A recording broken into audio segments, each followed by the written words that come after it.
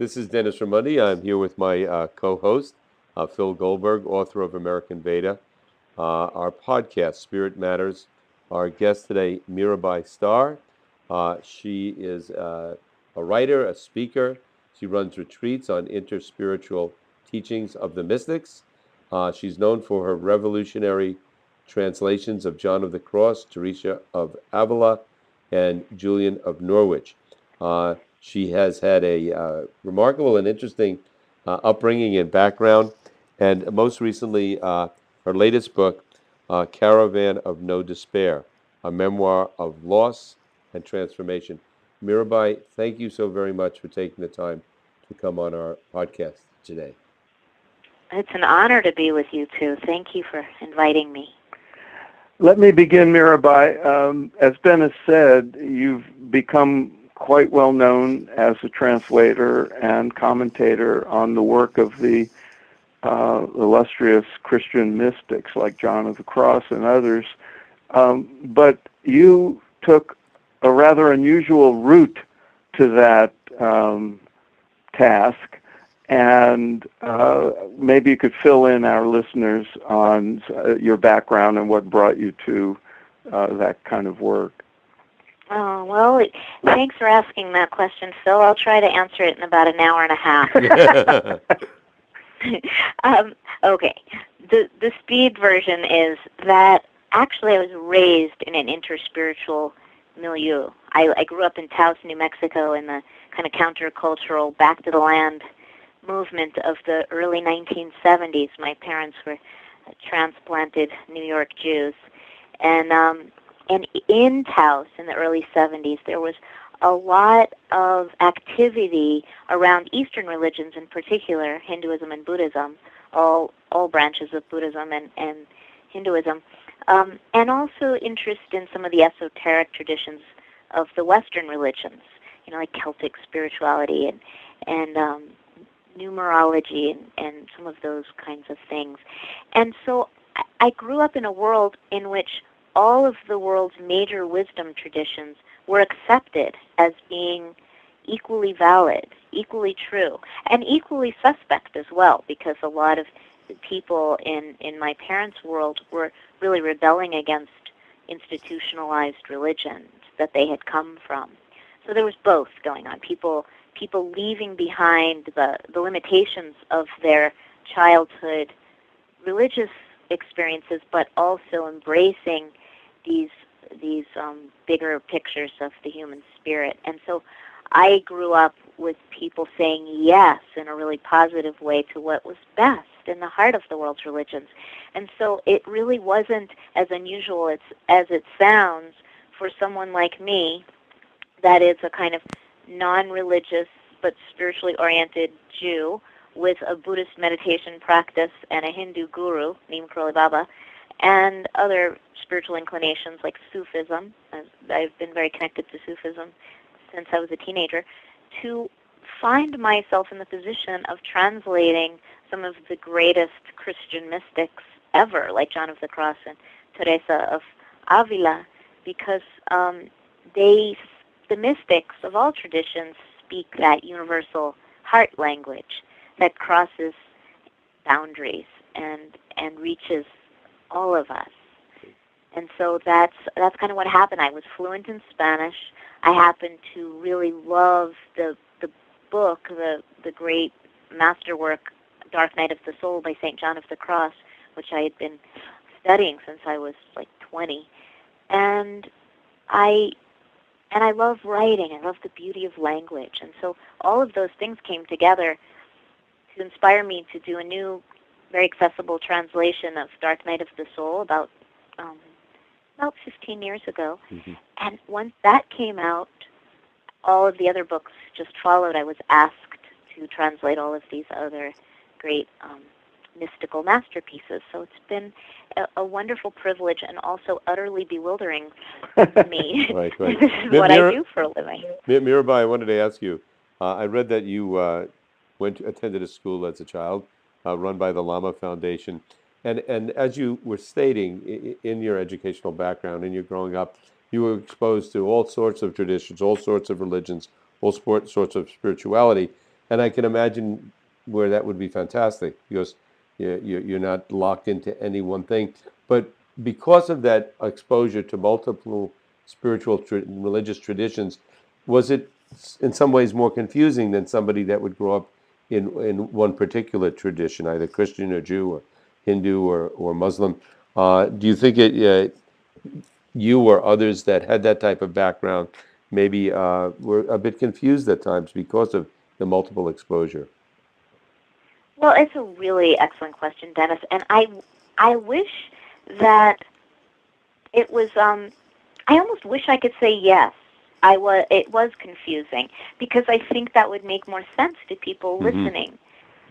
But it hasn't been at all. In fact, it's been almost surprising to me that people would find that to be potentially confusing because Mm-hmm. I guess also my parents were intellectuals, and so they really taught us to use critical thinking in all situations, including and maybe especially religious and spiritual contexts, so that we weren't just looking for easy answers, that we were always living the questions, as Rilke would say. And so I I have an allergy against any kind of fundamentalism, including atheism, that any kind of system that says this is the only answer, because I was taught that there are no ultimate answers, and what's much more interesting than finding a neat little package to stuff the mystery into is to stay with the questions, which doesn't mean to be obnoxious about it. Well, maybe sometimes. but but to really be willing to use discernment. You know, one of the things I love about Judaism is that it really encourages you to grapple, to wrestle. I mean, that's what Israel means, right? When Jacob was named Israel, it was after he wrestled with the angel all night long. And contemporary Jews, especially in the Jewish renewal movement, have really taken on that archetype as affirmation of this inclination to wrestle and grapple and not just buy into the easy answers. And also Christianity asserts the existence of the Holy Spirit, which is an ontological reality in Christian theology, that the Holy Spirit is this presence that will guide us. And so, but the important thing is to stay awake and alert and available to the Holy Spirit so that you can be guided, so that when you're when you're encountering all of these great wisdom traditions and looking for the jewels at their heart, you know what to say yes to and what to say no to, because there's plenty of crap in there that's really divisive and harmful and has caused a lot of suffering. And so you can say, you know, use the Jewish wrestling gene or use the Holy Spirit, but make sure, this is what I do anyway, that I use discernment in encountering all of these. I have a related question, Mirabai. Yeah. Because you were exposed not just to the Western traditions, but to with a heavy dose of the Eastern traditions, particularly Hinduism and Buddhism, and there was a guru-centered community around you. What I'm curious about with respect to your translation work is there are a lot of translations of John and Teresa and all the others. How did your unique background and your exposure to the other world's traditions influence your translations and perhaps make them different from others? That's a wonderful question, Phil, and one that I've rarely been asked, but I would love to address. I would say, you know, I remember my first real review was a full spread in the LA Times when Dark Night of the Soul came out, and they accused me, it was sort of accusatory, of bringing Buddhist sensibilities in my translation. But John of the Cross is the most Buddhist person I've ever met outside of Siddhartha Gautama himself. Yeah, I mean, the whole teaching of the Dark Night of the Soul is shunyata. It's the emptiness, the truth of emptiness in Buddhism, and many of the Christian mystics and the Desert Fathers and Mothers have a very similar kind of understanding, this apophatic, formless relationship with the divine.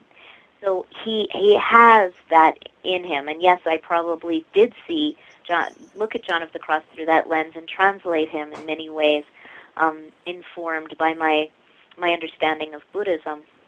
But he brings his own Buddhist sensibilities to the thing, believe me. The other thing is with Teresa of Avila and Hinduism. Teresa of Avila is a bhakti yogini. Right. And so I could really connect with her on that level of bhakti yoga, and it's almost the opposite of John of the Cross. He's more of a jnana yogi, and it's very much connected to the transcendent. But Teresa of Avila is all about embodiment and immanence and worshiping form, not formlessness, but praising God as the holy other, and that's the essence of Bhakti Yoga and Hinduism, which, as you well know, is the majority of least practitioners of Hinduism probably are Bhakti Yogis, because we long to relate to ultimate reality in some kind of form. Do we know? Do people in Hinduism who worship Lord Krishna know that ultimate reality, Brahman, is beyond all forms? Yes, of course.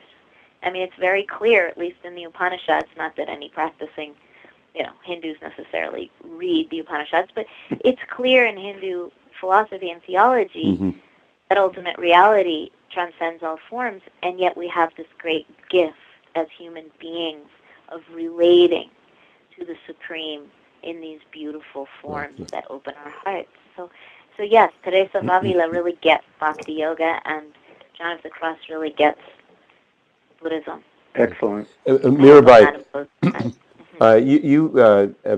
you grew up being exposed to various spiritual traditions, religious traditions, so you grew up a very spiritually rich life. During that period of time, and now, did you always believe in God? Were there times where you felt you were an atheist, an agnostic?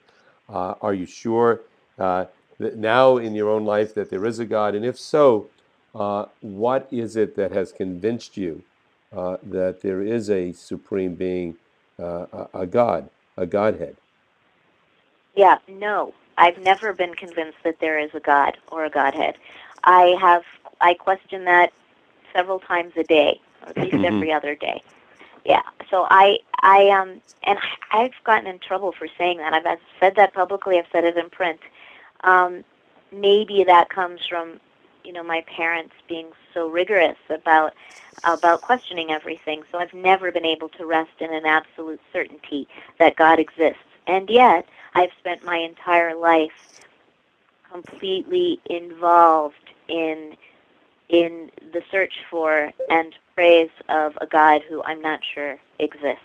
I actually just wrote a guest piece for Maria Shriver's blog. She was asking various faith leaders to write over this last couple of weeks in conjunction with, I know this broadcast will be a little bit later, but in conjunction with the Pope's visit to the U.S., testifying before Congress on climate change, asking various people to write a short piece about faith. And I came right out in a very public venue, as I have before, saying that all my life I've been passionately in love with a God that I do not actually believe in.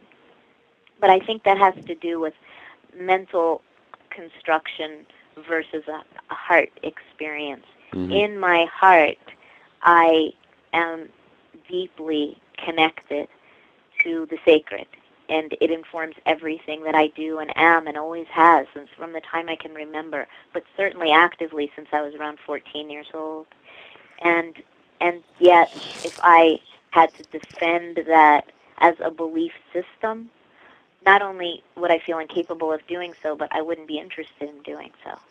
Interesting. How much of that do you think is informed or influenced by the language we use to describe these things in the West? Because the very word atheist suggests a kind of counter to the normative use of the word God, which, and I'm asked this all the time. It's like, so you believe in God? And I say, well, it depends on how you define that word.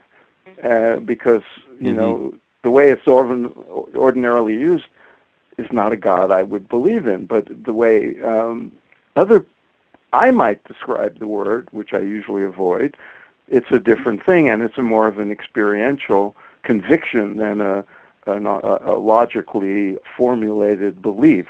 So how does that enter in vis-a-vis the more Eastern sort of conception of the transcendent? What you just said, Phil, everything you just said is okay. exactly how I see ultimate reality. And the God that the atheists are objecting to is the God I object to as well. And yet there's this experiential relationship with the sacred that defies all such definitions or limitations. I mean, and all the great wisdom traditions say it. In Judaism, the name of God is so holy it cannot be pronounced and written. The first line of the Tao Te Ching of Taoism is, the Tao that can be told is not the eternal Tao. The name that can be named is not the eternal name. All religions, as far as I have been able to glean, and I have studied, as you know, and deeply practiced many of them, assert the same thing, that any effort to define or confine ultimate reality makes it not ultimate anymore and renders it something less than divine. Right. Mirabai, could you take some time to talk to us about your new book, Caravan of No Despair, a memoir of loss and transformation? What got you to write the book, and how has it affected your own life, writing the book? Okay, beg me to talk about this book. Thank you, Dennis, for asking. And I'm so excited that you're asking me, not only because I would love for the book to do well out there in the world, but because I'm so excited about the whole project. So, you know, as I said, I've written all of these books and translated all of these books on the mystics, and I have been hiding behind the mystics for 14 years now, and 14 books, actually. And it was time. It was time to write in my own voice. People have been asking me for years, because I tell stories about my bizarre counterculture childhood, and, well, it wasn't really bizarre, but it was entertaining and juicy, and just to speak in my own voice, because I have a voice, and it's poetic, and I have some good stories. So finally, I have written a memoir, but the memoir is actually, although I think I'm told it's very entertaining and has some very funny parts, it's also based on a really tragic experience, and a very profound one, in which my 14-year-old daughter, Jenny, was killed in a car accident in October of 2001, so almost exactly 14 years ago. And the day that Jenny died was the exact day that I received my first advance copy of my first book, which was a new translation of Dark Night of the Soul by St. John of the Cross. And the coinciding of these two events, the collision of these two realities, changed everything, and also broke open for me an experience of what John of the Cross was writing about that I never dreamed I would actually end up walking through, which is the stripping away of everything, the burning of the landscape of my life to the ground, which is what happens in a Dark Night of the Soul experience, which, when John of the Cross spoke about it, was really a deeply personal spiritual crisis that might not have anything to do with external circumstances, but is an inner experience in which all of our spiritual attachments kind of fall away, all the ways that we've been accustomed to feeling and understanding spiritual life become empty. And that emptiness descended in a big way when Jenny was taken from me. So the book it has three parts. The first part is my counterculture childhood, which is all about all the interspiritual experiences that were given to me as a kid. And the second part is about my children.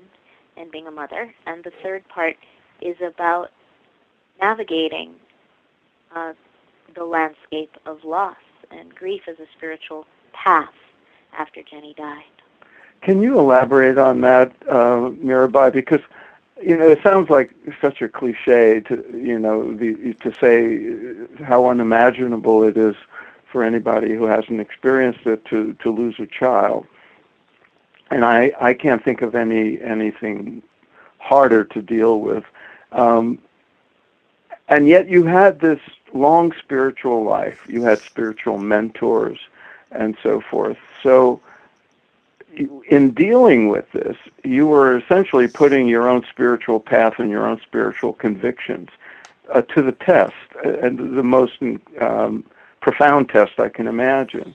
How did you deal with that? I mean, I know you can't say it in a few sentences, but what was the essential challenge, and how did you deal with it, and what would you say to other people who might be going through it?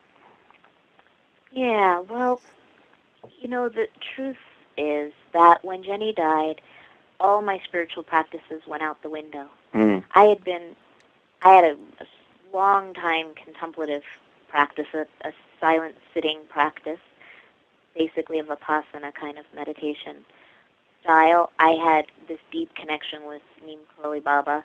I had this strong kind of Jewish renewal community, and on and on. And it all abandoned me. I was not able to turn to any of my bag of tricks to get me through. However, it took a long time actually before I could really engage in spiritual practices again without wanting to break something, because it just pissed me off. That was the feeling I had. Mm. Like, how dare you try to put this Band-Aid on this gunshot wound. But I would say there are two things that enabled me to stay present with my loss, which is what I ended up doing. Mm. And one was years of having that on the cushion in silence. Because when you have a basic meditation practice, a contemplative practice, what you learn, of course, is not to believe everything you think.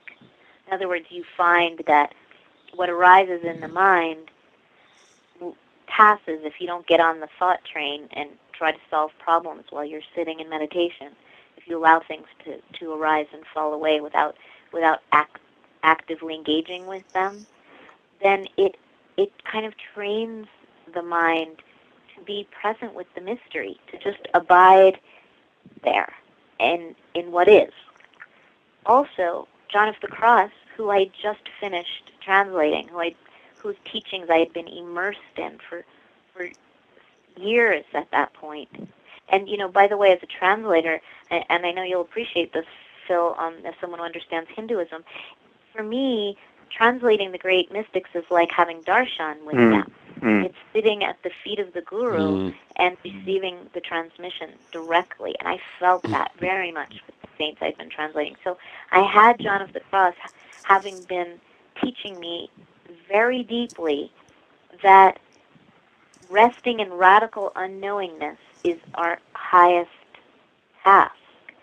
So that gave me a clue that when Jenny died, it was not my job to figure it all out and slap platitudes on it. It meant being willing to know absolutely nothing and to rest in the belly of the whale, that darkness, and just abide there. And so I did. Again, folks listening in, the book, Caravan of No Despair, a memoir of loss and transformation. I certainly am excited about, look forward to reading it. Mirabai, I can attest, having read it, that it is beautifully written and deeply moving. Right. Thank you, Phil. Mirabai, question. Somebody listening into the podcast now, some people have a long experience over their life experimenting and practicing different exercises for spirituality. Some people might be listening in and might be inspired and think, I've never experienced or never took the time to really uh, look into my spirituality or explore a spiritual life. Yeah, somebody in that category who this is all new to, that wanted to move in that direction, what would you recommend to them? How do they Well, begin their journey, their pursuit of spirituality? with relative to grief and loss in Not particular, just anybody listening in the that's inspired by interspirituality. what you're saying, and I'm sure many people will Yeah, and think, I really need to build a spiritual foundation to my life. I don't have one, yeah, and especially experientially. Where do I start? right, right. Well, you know, a couple of things. One is, and this is directly related to grief and loss and interspirituality. Hmm. I am teaching an interspiritual online course uh, uh, for people experiencing grief and loss uh, on the Shift Network. So if you go to my website, it starts at the end of October. Give us your If you go to my website. website, it's mirabaistarr.com. That's MirabaIStarr.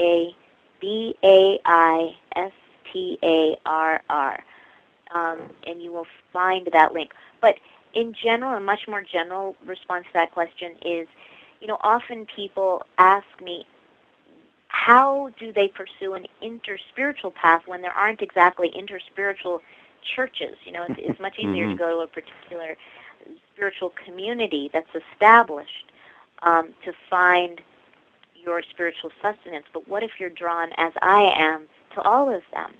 Well, there is a building interspiritual movement afoot, and so there are many people, and you can find them if you look for them. Like there's an interspiritual network. You can just go online and Google interspiritual or interspiritual network, and you'll find various communities all over the place that are forming to support each other in their spiritual lives in the absence of a particular church or temple or mosque or other established community. And yet there is community that is happening. There's a movement called New Monasticism that I've been very supportive of, that I encourage listeners to check out. Again, Google New Monasticism, but this is not the evangelical Christian version of that. There's also an evangelical Christian New Monastic movement happening. This is an interspiritual version.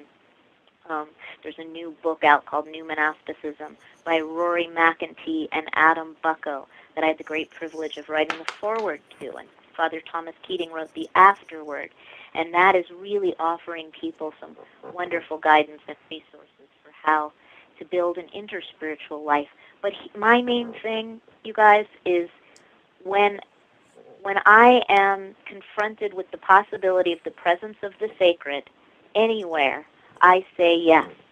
So I attend the synagogue during the High Holy Days, and I go to Mass at the Spanish Catholic Church, and I do Hindu kirtan, and I go to Buddhist retreats, of meditation retreats, and Sufi, and Sufi zikr, which is the chanting of the holy names in the Sufi tradition. And I find that everywhere I go, I am welcomed, and I feel at home because my heart is at home in the holy houses of all the world's traditions. Have So you I say yes to all of them. have Great you, answer. in articulating this, found, as I have, that people will say, "Oh, you're just nibbling at the buffet of spirituality, and you're a dilettante." How do you? I've never heard that accusation. No, kidding. All the time. Constantly. It's so irritating, isn't it, Phil? Yes, it is. But it's also a reality for some people who don't go any deeper and essentially are spiritual dilettantes. So how do you, in your life, you know better perhaps, but how do you advise people to avoid that? Well, once again, to use our God-given, if you'll pardon the phrase, the faculty of discernment, of discrimination.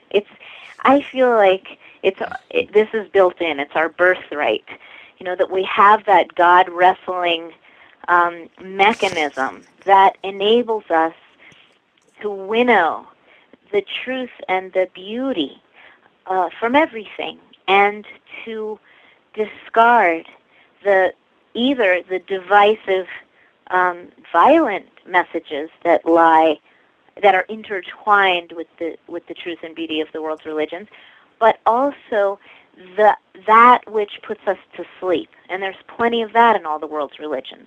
Those institutional messages that encourage us to not question and to put up with propositions and perspectives that go against our innate sense of truth and goodness. Right. So I encourage people to enter into all of these religious contexts with an open heart, but also a wise mind. You know, in Buddhism they talk about the two wings of wisdom and compassion, and the bird cannot fly without both wings. So we have to have open hearts that are willing to fall at the feet of the mystery of the sacred wherever we encounter it, and allow ourselves to be willing to be transformed by that encounter. And on the other hand, you know, we need wise discernment to navigate those places where we're encouraged to go against what we know to be true and right and kind. Well, very well put. And I also think that oftentimes when people accuse someone of eating at the spiritual buffet and not going into any one meal particular, but trying to taste from everything, that there are people, I think, often are very narrow-minded, that think it's their way of the highway, and they're afraid to discover that maybe there's something new and useful somewhere else because they want to feel they have it all on their plate now. But just my perspective on it. Mirabai, we have a couple of minutes left, and any other points you'd like to share with the folks listening in? Oh, thank you, Dennis. Well, by the way, I wrote an article on this very question of the spiritual dilettante and, you know, skimming the surface and all of that in Contemplative Journal, which is an online magazine. So you guys are welcome to Google that. It's called Bees in the Garden, the Revolutionary Task of Interspirituality. Very good. The Revolutionary Task of Interspirituality on Contemplative Journal. And in there you will have defined interspirituality, a term you've used a lot and may be new to people. Yeah, why don't we end with that then? Okay. Why don't I give you a quick and dirty definition from my perspective of what the interspiritual movement is. And I will do so by first saying what it isn't. It isn't interfaith dialogue. Right. The difference mainly is that interfaith dialogue is about people from sort of ordained representatives, let's say, of different religions coming together and explaining their religion to each other and what it is they love, and appreciating, listening to other people talk about their religion. In the interspiritual movement, it's all about not cultivating an intellectual orientation toward others, but actually experiencing multiple spiritual practices and rituals and scriptures. In other words, we're looking for an experience of the essence of the world's great religions, and allowing that experience to be a transformative one. Great. And mention that article again. It's called Bees in the Garden. Bees in the Garden. I think the subtitle is The Revolutionary Task of Interspirituality. Great. And Mirabai's website, MirabaisStarr.com, MirabaisStarr.com. Mirabai, thank you. Anybody listening to this podcast will find a link to her site and all of our guests on the website. And our website, spiritmatterstalk.com, our podcast, Spirit Matters. You're here with Dennis Ramundi and my co-host, Phil Goldberg, and our guest today, Mirabai Starr. And thank you so very much for taking the time to come on. Fabulously enjoyable And I'm very excited to read your book. And again, the name of the book, Caravan of No Despair, a memoir of loss and transformation. Thank you, Mirabai. Thank you both. Wonderful questions. I loved being with you. Thanks so much, Mirabai. I'll see you soon. Take care. Take care. Bye-bye.